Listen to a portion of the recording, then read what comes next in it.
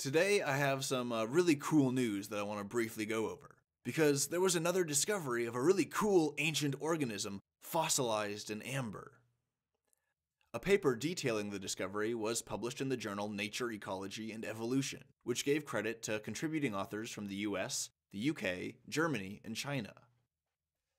An American researcher in the study, named Paul Selden from the University of Kansas, explained the source for all of this amber.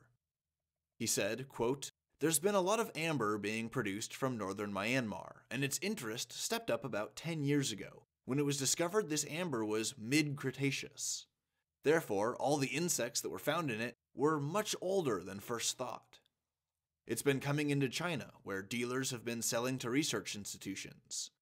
These specimens became available last year to Nanjing Institute of Geology and Paleontology." Unquote.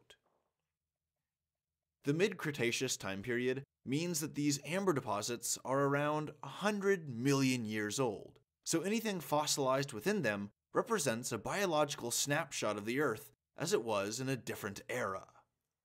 These 4 ancient specimens that Selden and his colleagues have found is a perfect example of this. These creatures are from a different time, an ancient time, more primordial and wild than today. They've named the species Chimerarachne yingi, after the mythical beast called the chimera. The creatures appear to be members of an ancestral lineage of spiders, as they share numerous physical qualities with modern spiders, like fangs, 8 jointed legs, and male pedipalp structures, which they use to deposit sperm into the female spider creatures. Their 8 legs are all armored and chitin, and the rear 2 legs are almost twice as long as any other leg. They're perhaps used for stabilization, or for making really big jumps to get away from predators, or to cover big gaps between trees or rocks or something. Hanging off of the spider's face are mandibles, and hanging off of the end of its abdomen is a tail. These spiders have abdomens that taper down to their tip, which leads to a thin tail, and the tail is longer than the spider's central body. The spider's central body is about 2 to 2.5 millimeters long, and these tails are about 3 millimeters long. This also puts the spider in perspective. It's not a very big organism. The researchers believe that these specimens, these recovered spider fossils, represent an intermediate species in the evolution of spiders. Some kind of species that sits between modern spiders that exist today and a more ancient group of spiders that existed 300 to 400 million years ago, in the Devonian and the Permian eras. These more ancient spiders did not have a key trait that's found in modern spiders, which is a spinneret, or the organ that they use to create and deposit their webbing, or their spider silk.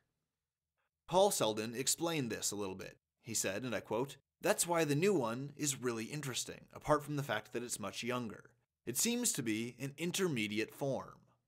In our analysis, it comes out sort of in between the older one that hadn't developed the spinneret and modern spiders that have lost the tail. The most recent specimens do indeed have spinnerets, and they could lay down silk. It's most likely that these spider ancestors didn't make webs yet. They didn't have the evolved capacity to make those big complex webs. And so instead, they used their silk to make nesting, or bedding, or to wrap up their eggs in like a soft little blanket, or to create trails to keep track of their way through tunnel networks." To sum up their findings, the paper reads, and I quote, "Our new fossil most likely represents the earliest branch of the Araneae, and implies that there was a lineage of tailed spiders that presumably originated in the Paleozoic, and survived at least into the Cretaceous of Southeast Asia."